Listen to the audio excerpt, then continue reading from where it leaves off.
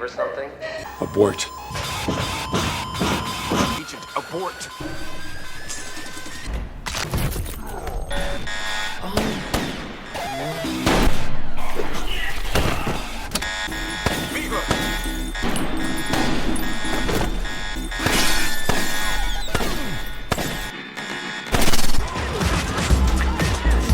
She moves, fast, brutal, surgical.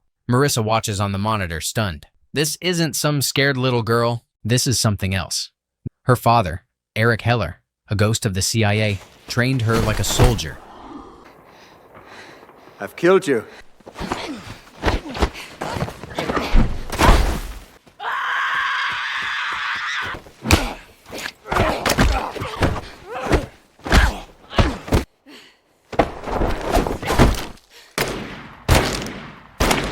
He taught her how to kill, how to adapt, vanish, and survive, but most of all, he taught her never to be captured. Back in the present, she's being hunted. Floodlights blaze through the corridor, boots echo behind her, dozens of CIA troops on her trail. She slips through a steel door, into a lab. White walls, machines humming, screens filled with data about her, her DNA, abnormal sequences, enhanced traits. A scientist passes by. Too close. She grabs him, drops him, takes the card, and keeps moving. She reaches the exit gate. A guard appears, weapon raised, eyes locked. Hanna lifts her gun, her finger tightens on the trigger, but she doesn't shoot for a moment. She hesitates, not out of fear, out of something deeper. This isn't who she wants to be.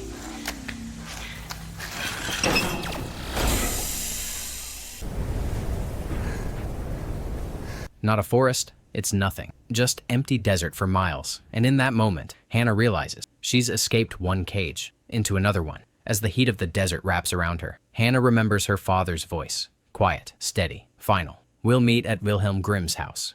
Berlin. No map, no compass. Just a destination burned into her memory. And now she has to cross half the world to get there. Meanwhile, far away, Marissa Wiegler isn't watching from the sidelines anymore. She's not just another CIA agent now. She's in charge, and she's obsessed. Find her and find Eric. That's all she says, again and again. But Marissa's hunt didn't start today in the past. She worked alongside Eric, both CIA, both ghosts, but something changed. There was a mission, a betrayal on a lonely road years ago. Marissa stood in front of a car, gun in hand, eyes locked inside the car. Eric next to him, Johanna in the backseat, baby Hanna. Marissa opened fire bullets, tore through the windshield.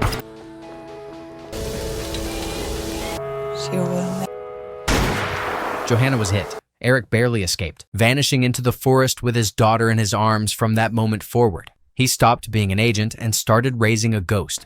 Hanna wasn't born free, back in the present, alone, exhausted, and sunburned. Hanna walks through the desert, her steps heavy but determined. Then, in the distance, a van, a picnic blanket, a normal family on vacation she watches from afar.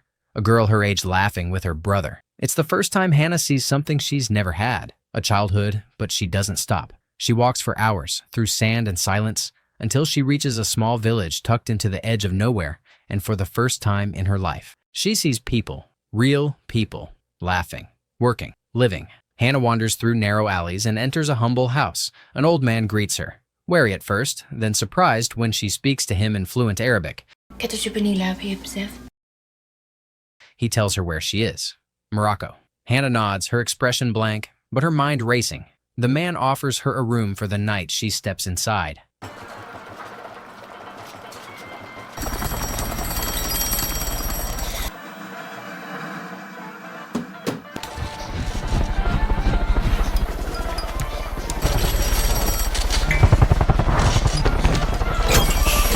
The panic sets in. She bolts from the room, while Hanna wrestled with the noise of a world she'd never seen. Her father, Eric, was crossing oceans literally, headed for Berlin, the meeting point, the plan.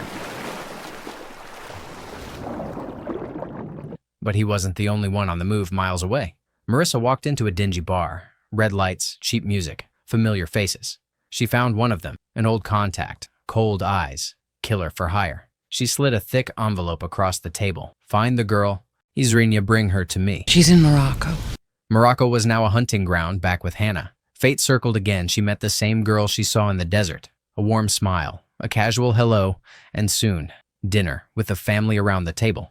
Laughter, stories, normal life. Hanna listened in silence. a ghost watching the living that night. While the family packed their things for the road, Hanna slipped into the back of their van, silent, hidden, and just like that, her journey to Berlin began, but death was right behind her. Marissa's team reached Morocco fast. They grabbed the kind old villager who had helped Hanna. No mercy, no patience. They beat him, tortured him. He told them everything, and when they had what they needed, they killed him. At a small campground under the stars, Hanna's past was closing in. One of Marissa's men, Sebastian, was already tracking her.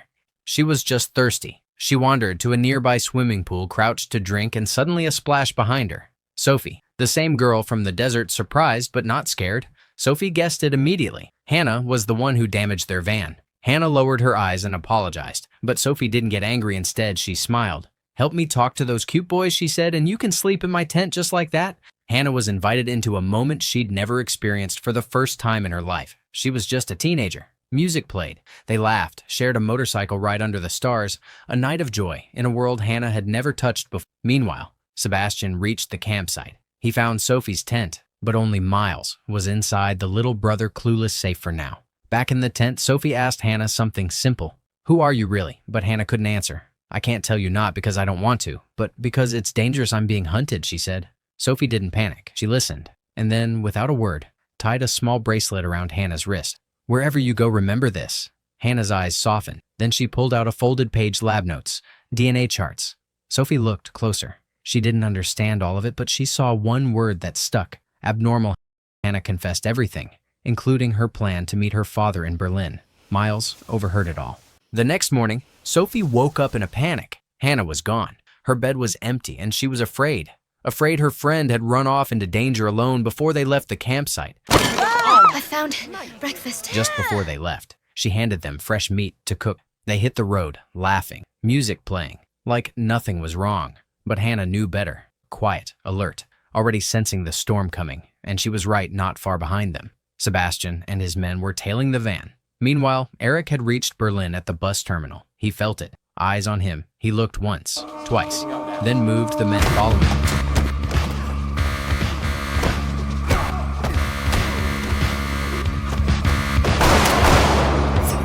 Marissa the witch was still alive across town in a hotel room. Marissa sat alone listening to old recordings, Johanna's voice memories she pretended to care about. Then her phone rang. Eric. She stayed calm, asked for a phone tap, but her voice cracked just enough to betray her as she stalled for time. There was a knock at the door. Still there?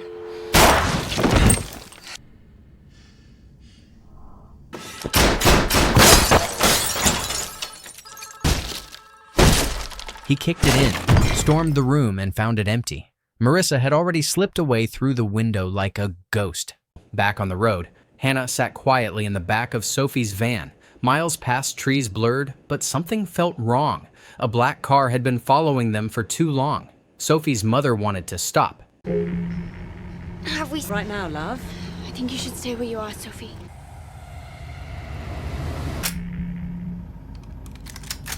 Whatever you do, don't follow me.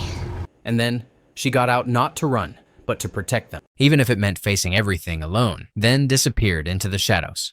But Sophie didn't listen. She followed, and she saw everything. The ambush came fast, guns, fists, chaos in the dark. Hanna tried to protect her, but there was no time to explain right in front of Sophie.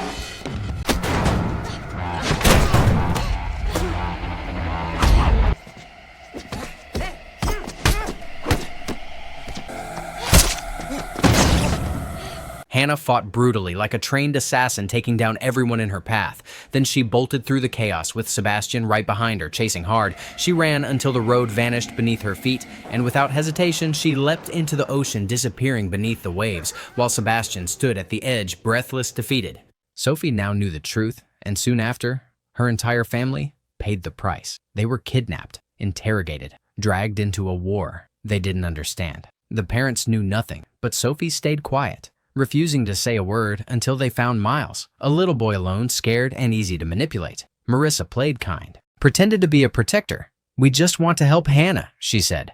And Miles believed her. "She's going to Berlin to meet her dad." He told them everything, including Hanna's plan to meet her father at Wilhelm Grimm's house in Berlin by the time they moved. Hanna was already there. She found the house, and with it, Naflar, An old friend of Eric's warm smile, gentle hands, he welcomed her in, showed her a magic trick, a folded letter hidden in fire, a soft reminder that not everything is violence for a moment. Hanna felt safe, but the moment didn't last. Outside, tires, gravel, headlights, Marissa and Sebastian had arrived. Niffler moved fast, told Hanna to hide upstairs, and from her hiding spot she listened. Marissa spoke freely, assuming no one else could hear. What she heard shattered her. He thinks Eric's the father.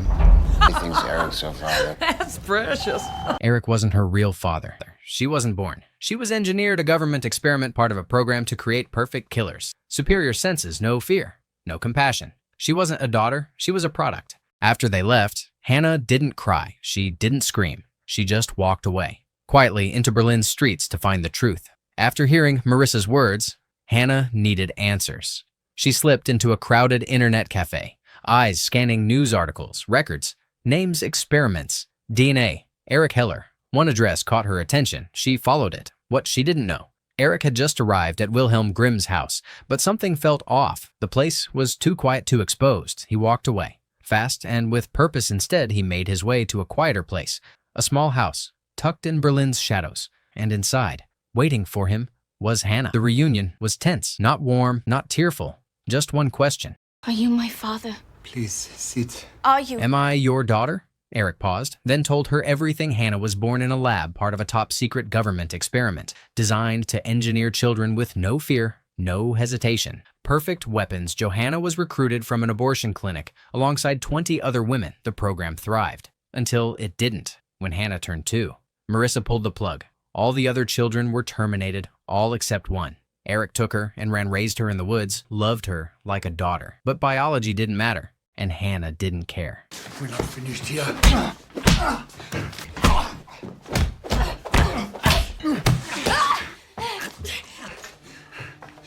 A car pulled up outside. Eric's eyes narrowed. He told Hanna to run, and she did. He stepped outside alone. Sebastian and his men were waiting. He ran as fast as possible to catch Sebastian's man.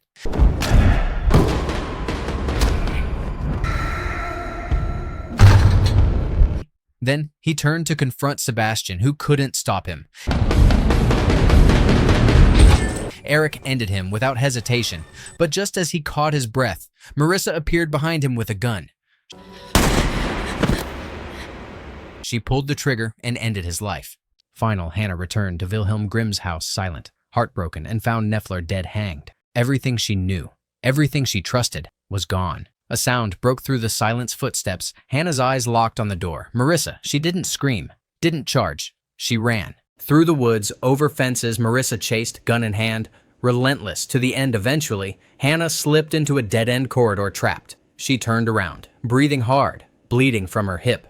Hanna, I can help you. I don't want to hurt anyone anymore. I just want to talk. Just let me go. But Marissa never listened. She raised the gun and fired. The bullet tore through Hanna's side, but didn't drop her. Marissa turned to run, but now Hanna chased through tunnels, over rails, down metallic slides, blood soaking her side. Marissa turned to fire again, but slipped. Head cracked the metal. She hit the bottom. Helpless, dazed, Hanna slowly approached. She picked up Marissa's gun. The woman who took her mother, destroyed her past, hunted her like an animal, lay at her feet, and this time